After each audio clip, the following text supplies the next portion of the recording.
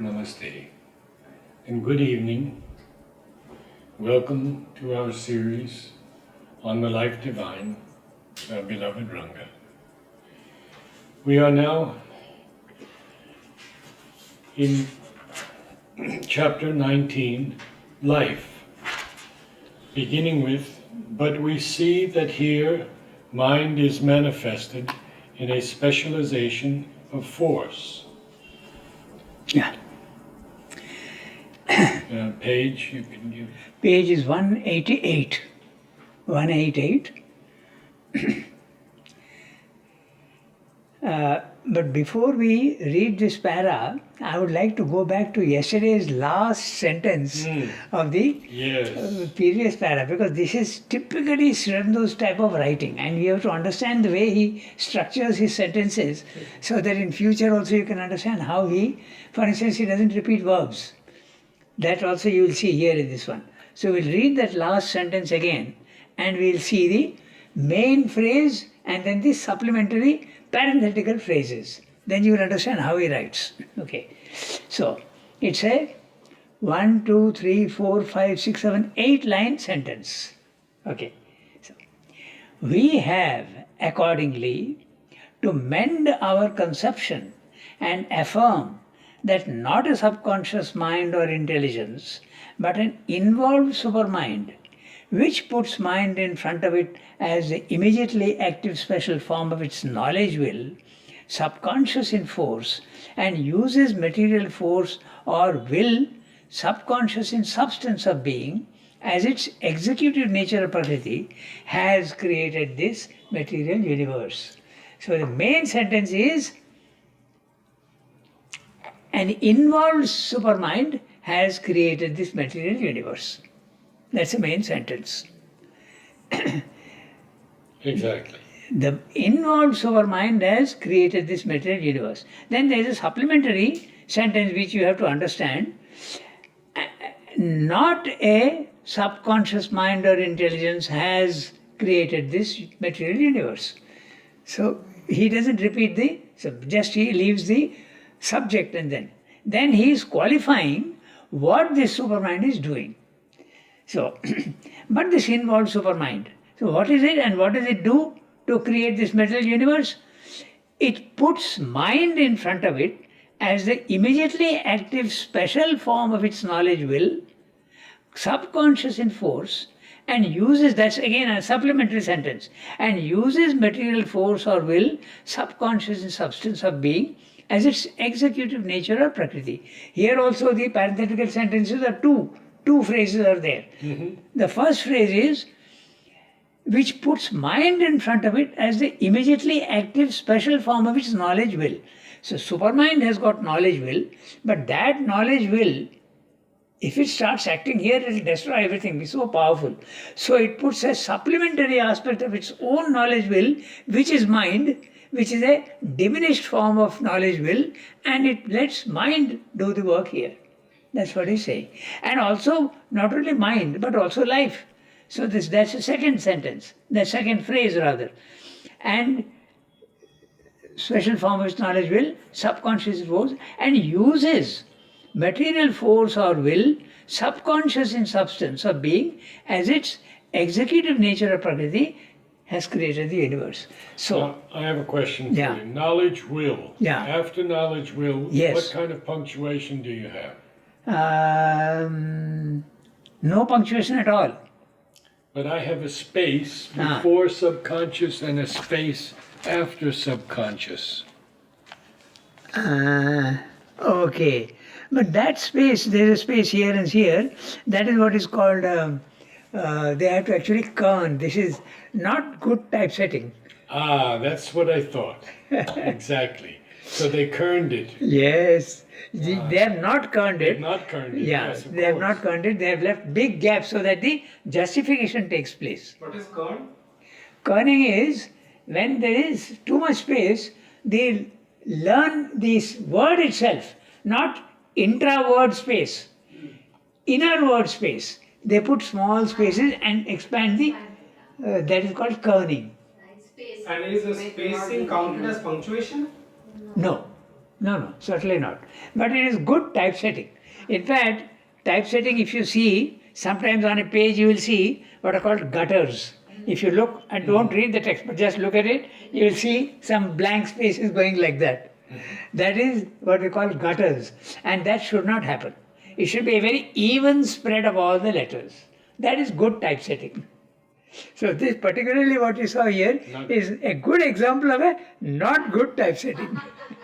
Which is what I thought. So it's always, in all the texts of Sri Aurobindo's work, left and right are justified? Yes. Okay. Except, always. of course, in poetry, it is not. Except in poetry, Yeah. right. So justification always takes place.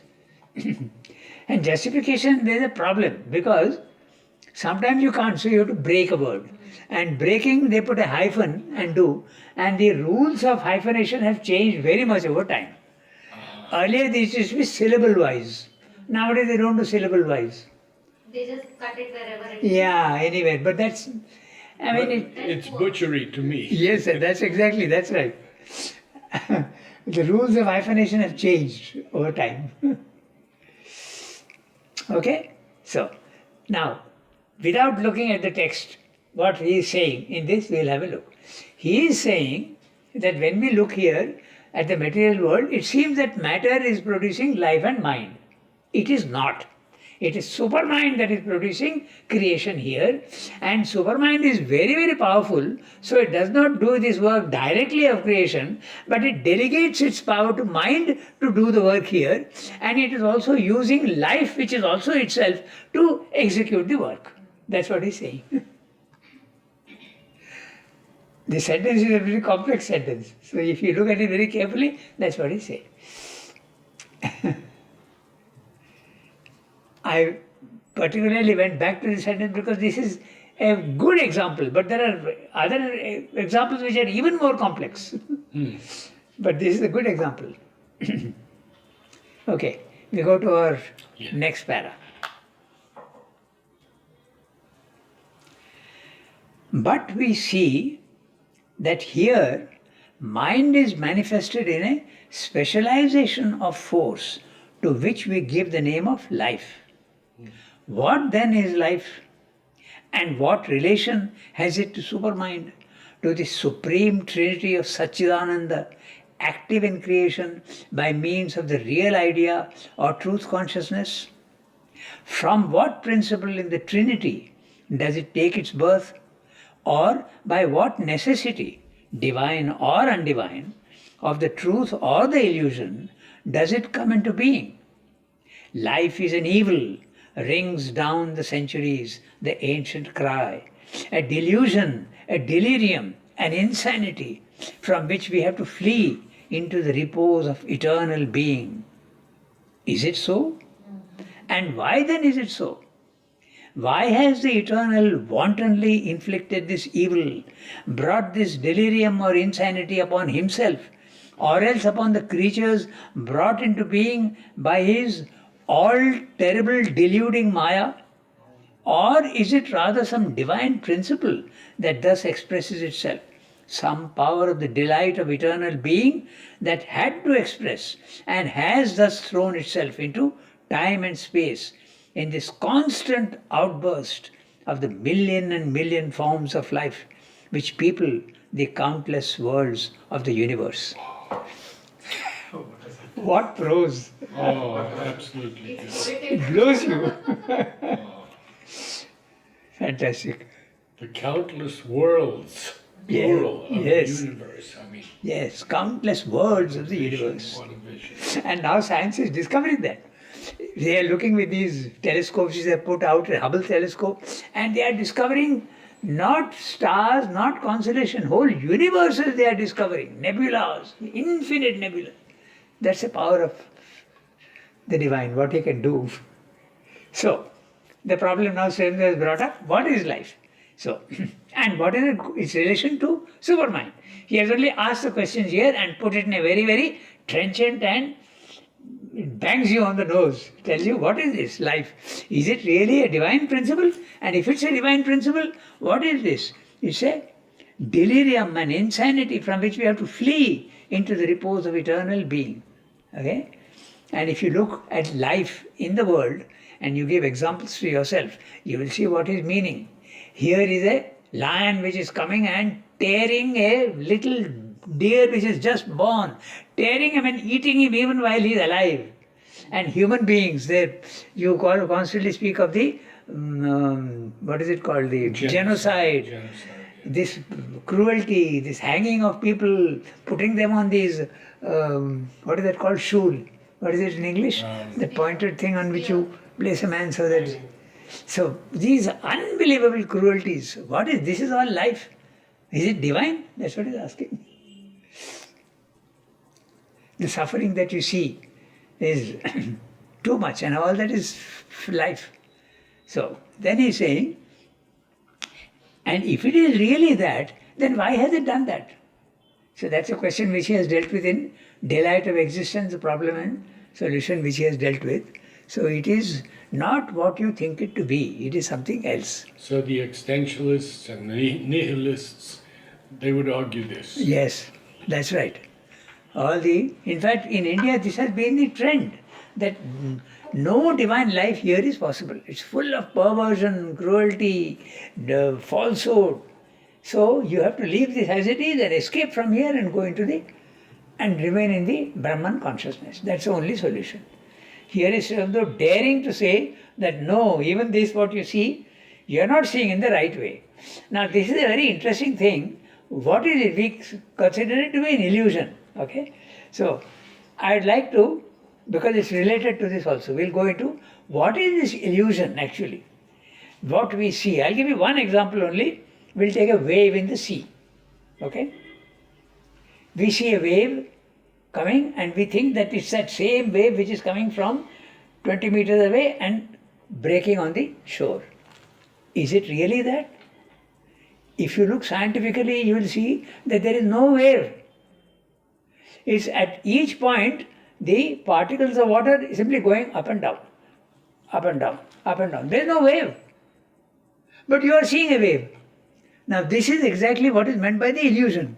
If you see, the wave movement is an illusion. There is no wave at all. It is just the movement of particles in one, going up and down, up and down. It is something that is abstract almost. So this is exactly what everything that we see is that illusion in that sense. We construct something out of something else that we are seeing. For instance, take colors. What is red color? It is nothing but the vibration of substance at a particular frequency. Yes. That's all. It is this, and you see it as red. Change that frequency and make it, you see it as blue. There is no blue, there is no red. So this is what is meant by illusion in the physical world. We seem to see things which actually are not so at all. So, can I ask a question? So if I were to say a man is angry and screaming, or else a man is very compassionate and soft and kind, is just an illusion? that's an interesting question. It's an illusion because from the supreme point of view, you will see that this anger is a form of force. It is just a form of force. That form of force can be also, as I usually put it, take the wind, okay? It can be a tornado, it can be a storm. That's force at a very intense level. But that same force can be a gentle breeze. You are interpreting that as anger and soft and sweetness. It's just force. So that is the illusion of the physical world. So all this suffering and all these things that we see, you keep raising the question of the genocide. At our level, yes, it is anger and we have to get rid of it.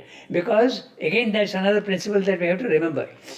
Just as the laws in India are not applicable in another country, exactly in the same way, you have the material world, you have the vital world, you have the mental world, you have the spiritual worlds, and you have the supramental world. Laws are all different in these places. That's not at all the same. In fact, it is even more stunning. Even in the physical world itself, okay, at lower temperatures, laws change. Physical laws are not the same at all. If you go down to nearly 0 degree, there is no gravitation. Things float. So everything is relative depending at which level you are. So that is the illusion that we see. So these illusions completely disappear only when you go to the supramental level. There you will see the reality. So all this, what he is saying here, this suffering and perversion and all this life that you see, at our level it is valid. It is so. And we have to get over it. But as soon as you go to the next level, things change. You have to adjust yourself to the new laws. And you start seeing things in a new way. That's what he's saying. So, although the prose is fantastic and so beautiful, but I think it's very clear. Do we need to go sentence by sentence? But I think we should cover, or is it rather some divine principle? Okay, that's right. So he's throwing out a suggestion. What you are seeing, is it really true? Is life really this undivine illusion? Is an evil and delusion, delirium, insanity? Is it really all this? Or is it a divine principle which is manifesting itself? And when it is manifesting itself, it has to necessarily reduce its own intensity, it has to change its character and make it suitable for this place. This also is a principle that we have to keep in mind. If you keep these principles in mind, we will understand everything. For instance, the divine force is infinite. Just now we are saying millions and millions of forms of life, millions and millions of... So what is that energy which can create that? Huge. Can he use that energy, that same amount of energy, for sprouting a small plant? He can't. He has to tone down that force and make it suitable for this particular work. So that is exactly what, so there is a diminution of consciousness, diminution of force, and that diminution also gives a distortion and a lessening. So that is why this happens. This we have to keep in mind. The planes above the mind, he calls them the spiritual planes of consciousness. Yes. And he makes a distinction between the spiritual and the supramental. Yes. But usually the word spirit is like, the highest. Yes. That creates a kind of confusion that these words are not the highest. Then why is the adjective spiritual used for them? That's nomenclature. Okay. By definition, he is saying that I will use this word. He doesn't say that, Yes. but he is using it in that sense. In fact, this psychic being, he doesn't use the word spiritual. Yes. The spiritual is only higher mind, element mind, intuition, Overmind. and overmind. This is the spiritual planes of consciousness, not supermind. Supermind is above the spiritual plane. He also uses another word, ideal. He uses the word ideal planes of consciousness. Higher mind, element mind, intuitive mind, overmind. So it's just nomenclature. Yeah, in nomenclature. We use it in that But sense. if I use the word spirit as is, that means the highest. The highest. From which everything has come. Yeah. And remember that highest is also here. Yeah, I was about to say it's all pervasive. Yes, It is not yes. that it's only there. These are all that's exactly what he said now, that mind is an analyzer, it divines, it cuts sharply. If it doesn't do that, it will get confused. So it has to do that. But when you do that, you are landing yourself in trouble. So when you go up, that breaking faculty of mind changes, the laws change. And you start seeing things in a different way. In fact, even when you go make your mind silent and go to the higher mind, you start seeing the oneness of things. The multiplicity also you see, but that seems to be an illusion. Okay? All right, we'll go through each sentence and see. Okay. But we see that here means in the physical world, mind is manifested in a specialization of force to which we give the name of life. So he has already told you that spirit and matter are the same, and so mind is coming down and creating life and matter, and that's what he's saying in different words. He's saying is a specialization of force to which we give the name of life. So mind is life is a special form of mind. That's what he's saying. Just like ice, water, water vapor. Same thing, a different formation, a different form of life. It's a specialization. And again, matter is a specialization of life. It is the same thing, but different steps. What then is life? And what relation has it to supermind? Now, Note also, interestingly, the lowercase after the question mark. This is another thing that he does all the time. So, it should be a new sentence and a capital letter, but he doesn't do that because he is discussing, it's the same subject he is dealing with. It's only a limitation of grammar. So he is saying, what then is life and what relation has it to supermind and to this supreme trinity of Satchidananda, active in creation by means of the real idea or truth consciousness? What is it? What is the relation of life to supermind? Does it have any relation at all? Later on he will tell you that yes, the relation is with the Chit Shakti of this supermind. I'd like to ask more about the question mark. Yeah. How he uses that. Huh. What is it called in English? I didn't follow. What is this lowercase a-n-d? Oh, no, he's broken the rules of. He wants to say it's a continuation of the first sentence. He is using it as a Understand. continuation. It is, yes. It's not proper But English. Correct. You can't do that. If someone else does it, the professor will mark 0 out of 10. So they're allowed to do it. Okay, that's why I'm pointing it out. And what relation has it to supermind, to the supreme trinity of Satchidananda, active in creation? At that level, at the Satchidananda level, it is not active, remember, it is static, but it is active in creation. Active in creation by means of the real idea or truth consciousness.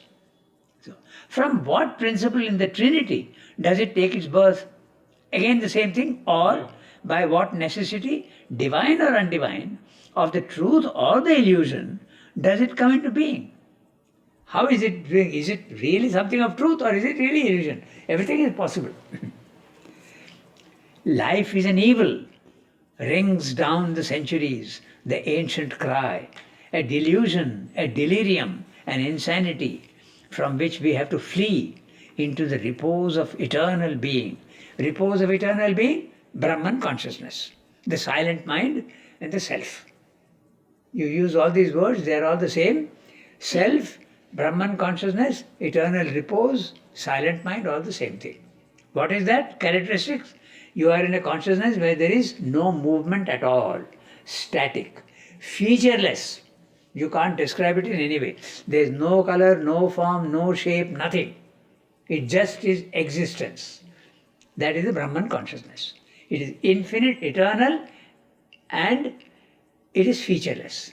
You find yourself there and there is no movement at all in that consciousness, but you see the movement below, but you are outside. It's a transcendent consciousness. Everything is there below, you can see the movement, but it doesn't seem to be real. It seems to be unreal.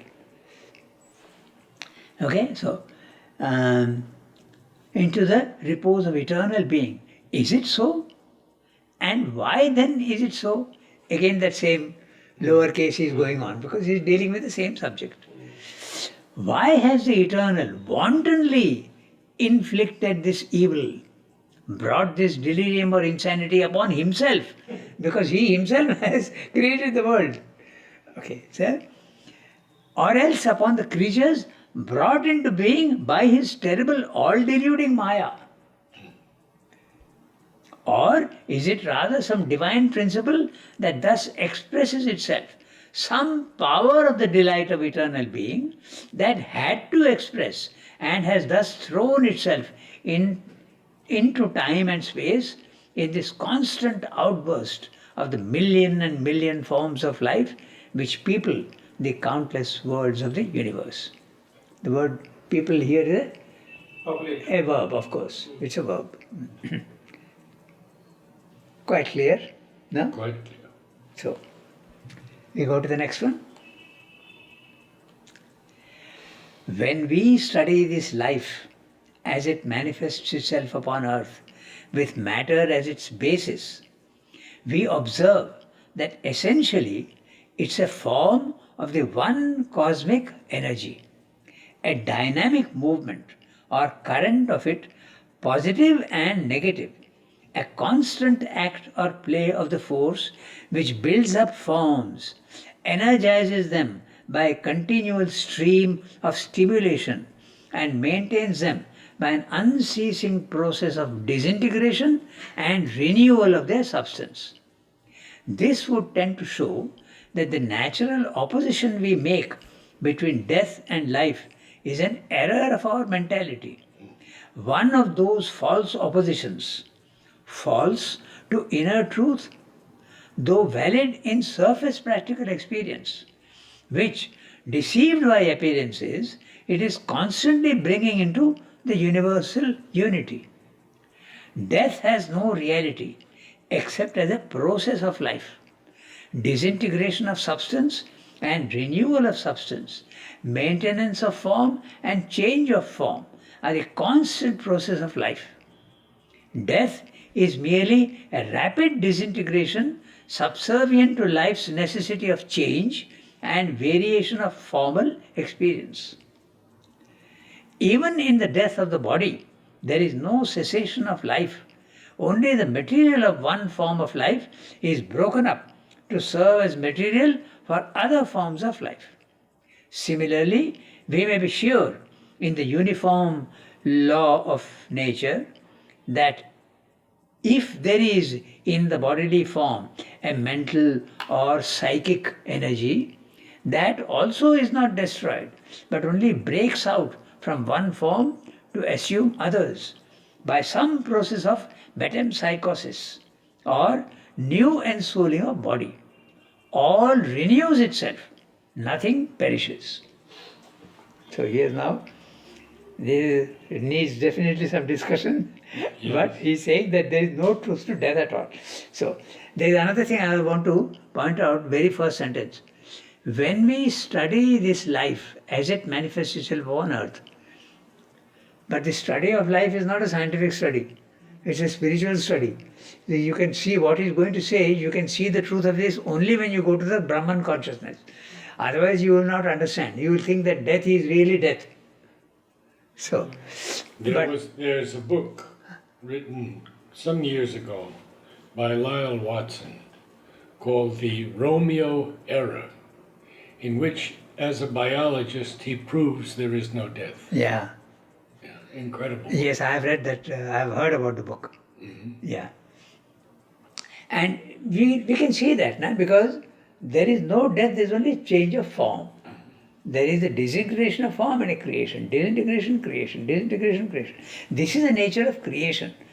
In the spirit, there is no change, it is static. But in the physical world, there is constant movement and change. And that change is change of forms, disintegration of forms, creation of forms. Both the things are there.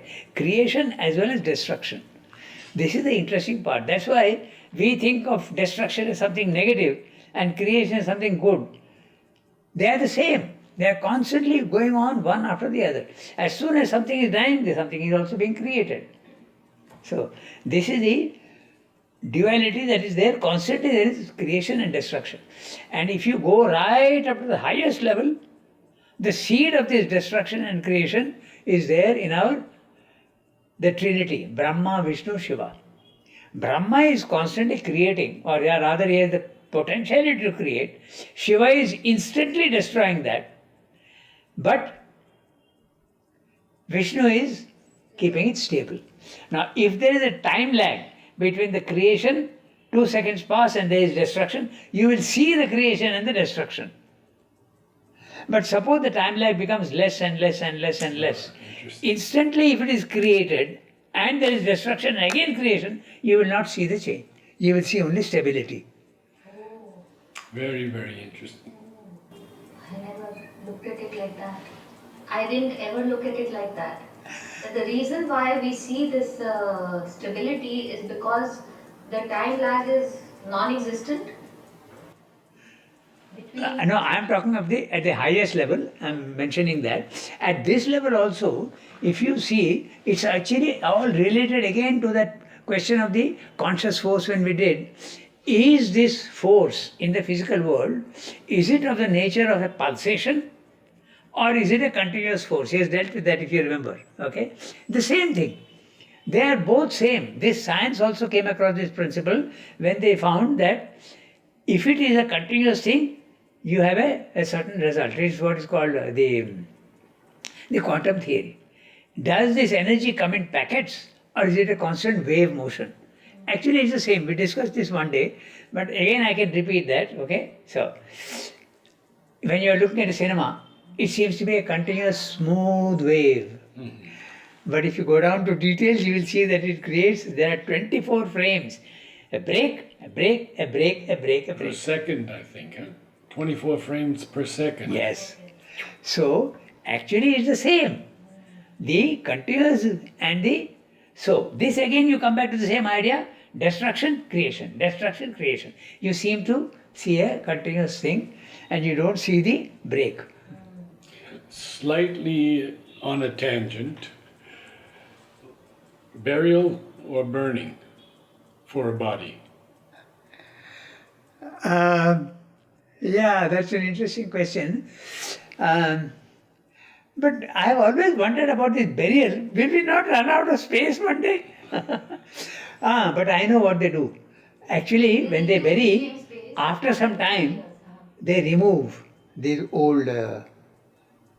No, what I have heard is that they remove the tombstones Yes. and the rest they reuse the same for the next burial.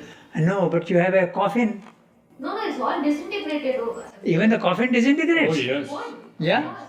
Okay. Good only. Inside there will be moisture and whatnot till finish. No, I'll tell you one thing. There is a certain time in which Let me tell you one thing. In Singapore also, they are all Christians mostly. So, they also bury. But I saw one day in a advertisement, they said that this burial ground now, we are going to take this process of change. So, those people whose relatives are buried there and you want to take the bones or whatever, please come and do it.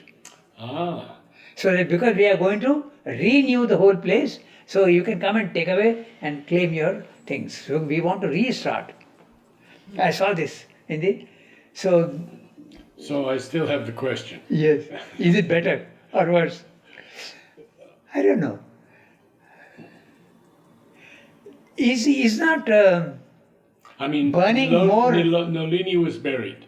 Udar was buried. yes, Mona was buried. yes. I'm right there. Mona I know that because of their religion and they wanted it that way. Yes. But in the Indian tradition, those who are realized souls, they don't burn. They don't burn. No. no, they don't because they have vibrations that come out which are beneficial. Ramakrishna was burnt. Vivekananda was burnt. They must have asked for it. They must have asked for it. But normally they don't. They put them even in that sitting position also, they put them into samadhi. So it's an interesting question. But what would you personally prefer? To be buried or? I would want to be buried. You would want to be buried? Absolutely. Oh, Because I would give life back to life. okay. But you're doing that in any case. When you're burnt, you become ash. Little bit of ashes. And ash is recycled again. Ashes is matter. That's what he's saying, that everything is recycled. Nothing is destroyed ever. Yes. There's no death. So just like that wave, it's an illusion. Just like the wave. There is no wave, there is no death. It's only a change of form.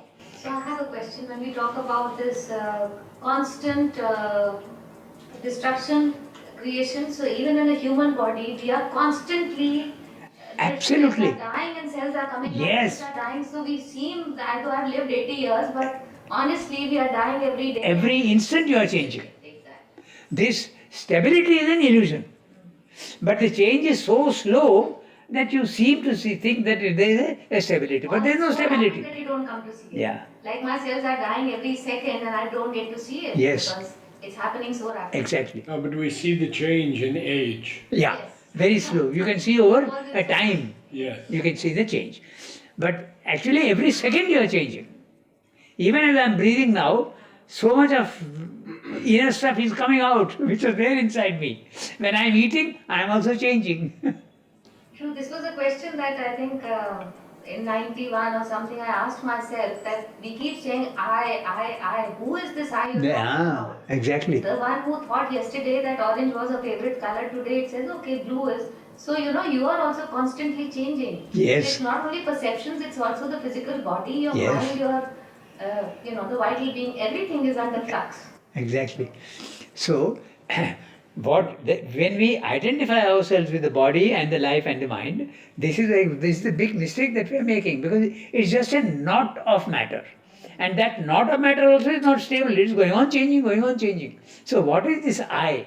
Raman Maharshi's famous quote, Yes. "Who am I?" Who am I? Go back to every thought and see from where it is coming. That is his whole Yes. Nan Yar. That was his question.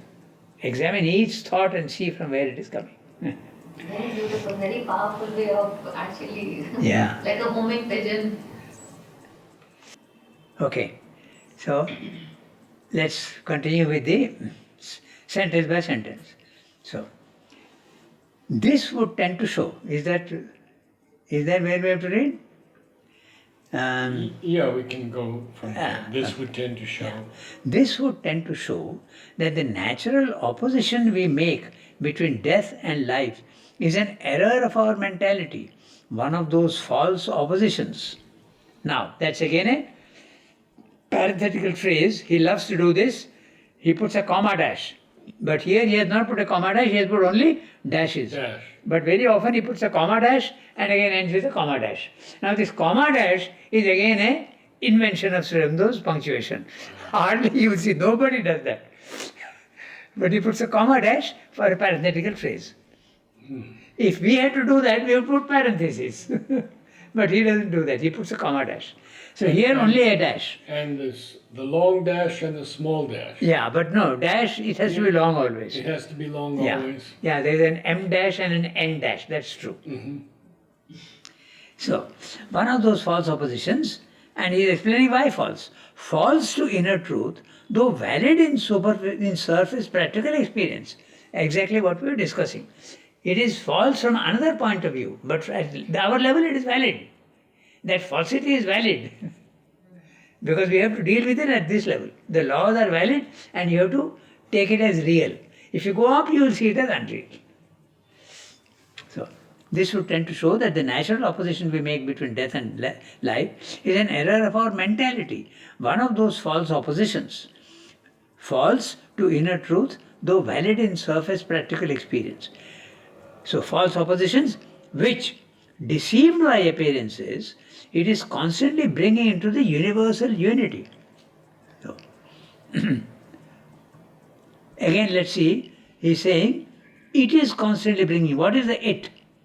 This would tend to show that the natural opposition we make between death and is an error of our mentality. So, it's a mentality, it is constantly bringing into the universal unity. One form is there in the multiplicity, it is changing and going back into the unity and again getting into a form, going back into getting back. Our body goes back into matter and again takes another form, goes back into matter, takes another form. So that matter is the what's the word he's using? Universal unity. Similarly, the vital also is an individual vital. When the death occurs, it becomes and goes back to universal life, and again an individual life, vital is formed when a body is formed. And this happens also at the mental level. The only thing that does not do that is your soul. The soul, but ultimately if you want your soul to disappear into the infinite, that also is possible. So everywhere there is a formation, individual formation, going back into the universal. Individual formation, going back into the universal. This is what our body is. Our body, matter. Our life, universal prana. Our mind, universal mind. From there, a little bit of mental substance is taken and your individual mind is formed. Again, after death, that dissolves and goes away.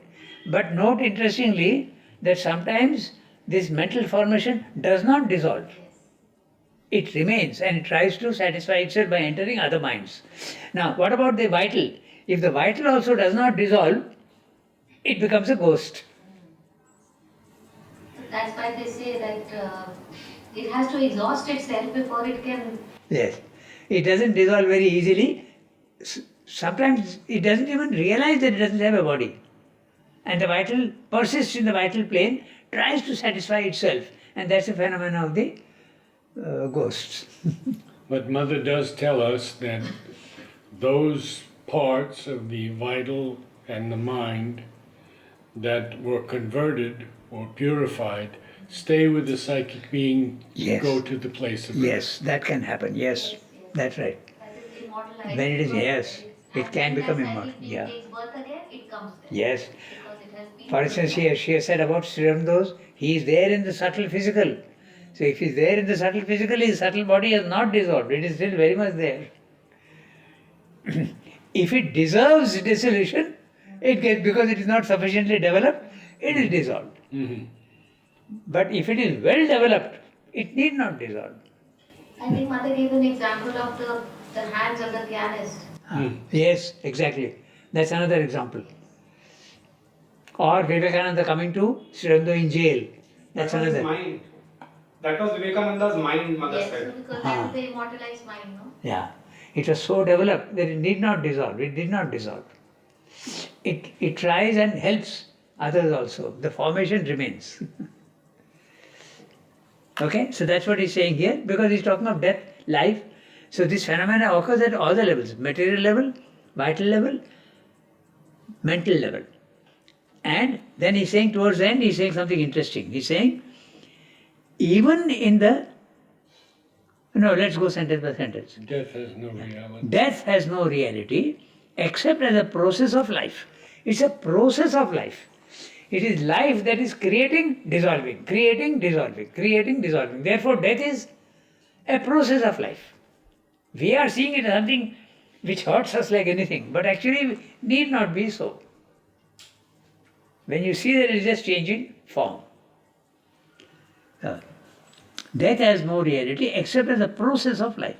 Disintegration of substance and renewal of substance, maintenance of form and change of form are the constant process of life.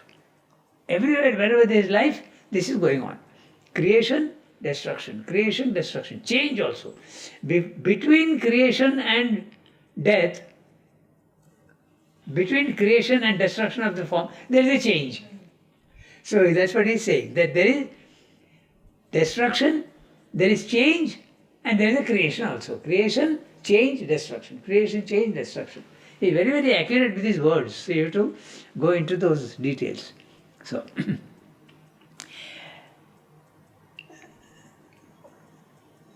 death has no reality except as a process of life. Disintegration of substance and renewal of substance, maintenance of form and change of form are the constant process of life. Death is merely a rapid disintegration, subservient to life's necessity of change and variation of formal experience. Now that's a very interesting sentence, and in another place he has explained what he means by that. Why does death occur? Because why do you need to change your form? So he explains that in a very interesting way. He says that the infinite eternal soul comes down here in the physical world as an experience. In one life, how much can you experience? Suppose you are a soldier. That's all you will experience. You have not experienced an artist's life. So death is an opportunity for the soul to have various types of experiences. And the more experiences you have, the more developed will the soul become. He has explained that in another place. That is why death, change of form is necessary. I am an artist in this life, I get the aspects of beauty and aesthetic sense. Next life, I become a soldier. I get courage. So each life I am getting something. For that, change of life is necessary, change of circumstances is necessary. That's why death is necessary. He explains that in that way. It's actually a salutary thing, but we see it as something negative. But Mother does say that the body gets worn out also, Yes, there is a wearing out. and Yeah. there has to be a change. Yeah. And that's what he's saying, na? Change and maintenance of form and change of form. The maintenance of form also is there. You go on eating, you are maintaining your form, but there is also a change that occurs. It's so accurate. No? If you see each word, absolutely logical. He is very, very clear about each thing. So, even in the death of the body, there is no cessation of life. Only the material of one form of life is broken up to serve as material for other forms of life. Your body is burnt, it goes back into matter, it is used again for, recycled for other bodies. That's what he says. Similarly, we may be sure in the uniform law of nature, the laws that operate in the physical world also operate in the vital world and the mental world and all this, but change of form is there. But the law essentially remains the same. This is a very interesting subject. We'll have a discussion one day on that, how these laws change. Okay, it's very interesting. After the end of this para also we can discuss that, if there is time. So, he's saying, similarly we may be sure in the uniform law of nature that if there is in the bodily form a mental or psychic energy, that also is not destroyed, but only breaks out from one form to assume others by some process of metempsychosis or new ensouling of body. All renews itself, nothing perishes. In other words, he's saying the same law operates for the vital world and the mental world. And metempsychosis is change of the soul coming from one body into another body. So that's what he's saying. So now, this question of the uniformity of law. See, in one place he has just used the word uniform law of nature. Yeah, uniform law of nature. Now what do you mean by that? It's very interesting. Now just take one example and you will see how it goes. That law operates at all the levels, okay? Now, there is attraction and repulsion. Even science says to every action there is an equal and opposite reaction. So there is an attraction and a repulsion. This takes place at all the levels with different. Now see, at the physical level, two magnets. Purely attraction and repulsion. Purely a physical phenomena. Come to the vital level, attraction and repulsion is still there, but it has changed its character. There is love and there is hate. Now come to the mental world. We are going up and seeing the same law is operating in different forms. Come to the mental world, you are attracted to certain ideas and you are repulsed by certain ideas. Okay? Then you go even higher up. There is a rejection and a getting new things. You have to reject your imperfections and you have to invite the new things that come into you. At the highest level, if you go at the vibrational level, there is a 5 forms of energies are there at the highest level. Okay? There is a contraction, which is the attraction if you want. And there is an expansion, which is another. Psychologically, if you see, concentration is contraction. You are concentrating, contraction. You are expanding, you are universalizing yourself. So it's very interesting if you see that I have given only one example, but all the laws are there in different forms at all the levels. Do they change? They change the form, but the essence of it remains the same. The attraction and the repulsion remain the same, but takes different forms. That's what it means by a uniform law of nature. He's saying, law of nature is there, it is uniform at all the levels. So therefore it will apply even at the vital level and the mental level. That's what he's saying. The law that we are seeing But here. it says it's of nature. Yes. There are other laws Yes. that I think change at different levels, Yes. not laws of nature. No, I didn't follow what you said. Mother speaks of other laws that change as one goes higher and higher. Yes, of course. Yes, that's right. In fact, we discussed that the laws are operating in India are not the same as those. So we have taken only one example. There is a uniformity as well as a change. That also is there. So this last sentence is like a all renews itself, nothing perishes. Okay. It could be affirmed as a consequence that there is one all-pervading life or dynamic energy the material aspect being only its outermost phenomenon. Again, another parenthetical phrase. You have outermost phenomenon, I have movement. The material aspect being only its outermost movement. Yeah, I have movement. I read phenomenon. Huh? Yeah. So it's interesting. This is what we do. Interesting thing. There is a seeing, and the mind is reading and also interpreting. Yes. And by the time you are reading, you have interpreted the very sentence. Yes. Yes. This happens all the time with the students also. They are reading, so there are two movements at the same time. Physically you are reading, it goes into the mind, you are already interpreting, and then when you are reading what you have interpreted. Okay, so it could be affirmed as a consequence that there is one all-pervading life or dynamic energy, the material aspect being only its outermost movement, that creates all these forms of the physical universe, life imperishable and eternal, which, even if the whole figure of the universe were quite abolished, would itself still go on existing and be capable of producing a new universe in its place, must indeed, unless it be held back in a state of rest by some higher power or hold itself back, inevitably go on creating. In that case, life is nothing else than the force that builds and maintains and destroys forms in the world. It is life that manifests itself in the form of the earth as much as in the plant that grows upon the earth and the animals that support their existence by devouring the life force of the plant and of each other. All existence here is a universal life that takes form of matter. It might, for that purpose, hide life process in the physical process before it emerges as submental sensitivity and mentalized vitality. But still it would be throughout the same creative life principle.